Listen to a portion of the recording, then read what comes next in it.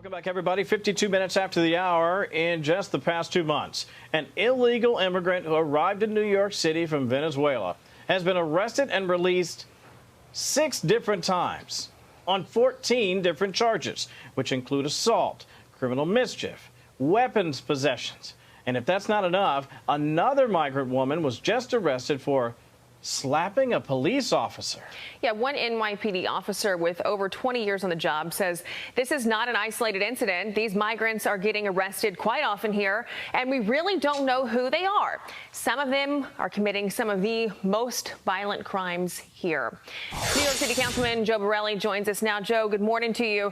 You know, when you see that rap sheet and you see that he's only been here for a couple of weeks, it really makes you concerned, even if you're just somebody driving in and out of the city, just coming to the city for work. I could only imagine how people feel who live here.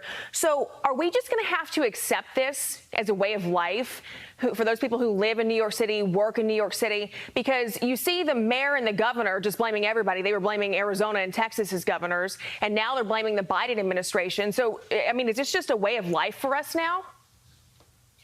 No, well, certainly people are scared. They're seeing this type of behavior, and it's not an isolated incident. In one hotel, the Roosevelt Hotel, there were about 41 arrests documented just at that one particular location, mostly for domestic violence, but certainly other types of crimes that spill in the street. So we shouldn't be surprised that we see people now protesting wherever these migrant shelters are popping up. This was going to be a woke experiment by the Adams administration here in the city, and we were going to virtue signal and just make everyone feel so good about how well we were taking care of these migrants.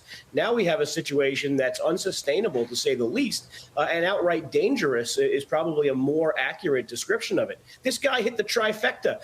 He got the benefits of bail reform, sanctuary cities, and open borders. He's hit the lotto of Democratic Party policy.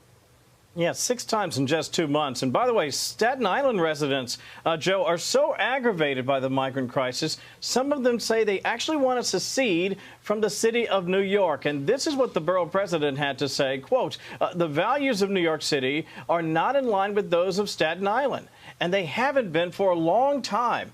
And that divide is only growing larger. The people can see that the city is sinking. And unless we are okay with sinking too, there is a need to separate. Your thoughts on that?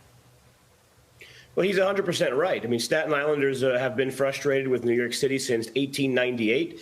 We voted 2/3 in an overwhelming majority to secede in 1993. I carry the legislation in the city council. My colleagues carry it in the state senate. And actually, this is a bipartisan thing. Most Staten Island elected officials believe that we would have a better government no matter which party leads us, as long as we have a sane person who actually represents our own community making decisions and not sort of the woke trickle down policies from whatever person happens to be mayor at the moment.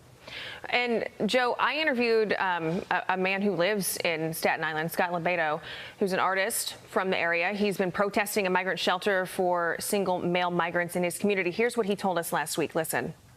And why is this ground zero in the whole city, the whole country? Because this is the first spot they slammed this illegal immigration shelter, and smack dab in the middle of a middle-class, working-class neighborhood.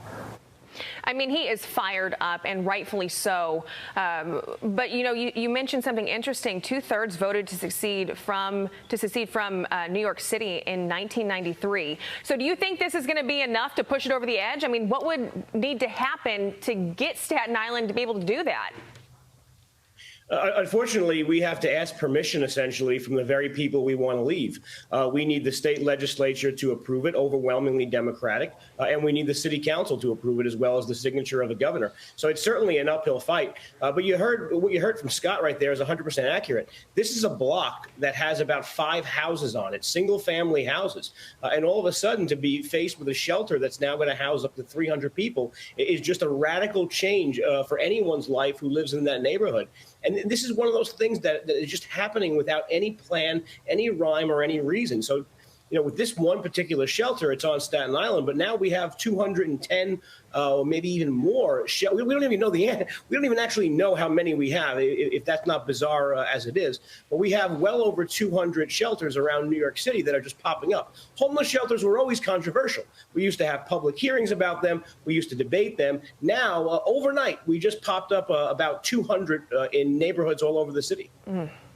In the 15 seconds or so that we have left, Joe, even the New York Times is warning the Biden administration to address the New York City migrant crisis ahead of the 2024 race.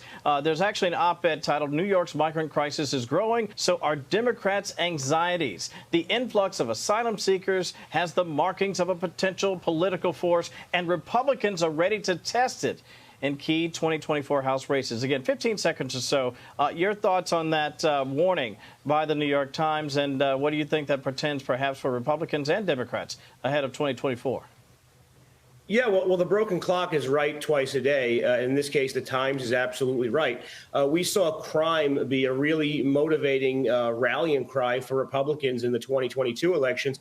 And I think all that's happening, not just in New York, but in some of the other cities. We just saw some protests in Massachusetts, for example. All of these other parts of the country that are suffering from this migrant crisis are going to be the rallying cry for Republicans in 2024. We can look back to the Trump administration. I mean, heck, we can even look back to the Obama administration and say this type of stuff wasn't happening. So this is really a motivating thing to get rid of Joe Biden and all of his allies in Congress. Well, I'll tell you what, it was interesting to see that they said that he needs to get off the sidelines. I would beg to differ that he is stuck in the locker room. He is not even in the game right now. But you would also think that they would bring in maybe, I don't know, Kamala Harris, the border czar. This is supposed to be her bread and butter. She's supposed to be the one who takes care of everything border related. And ultimately, this is border related because they came in under this administration. Joe Borelli, thank you so much for your time today. Going to leave it on a nice note. Have a very happy Labor Day. And to you as both. Thank you.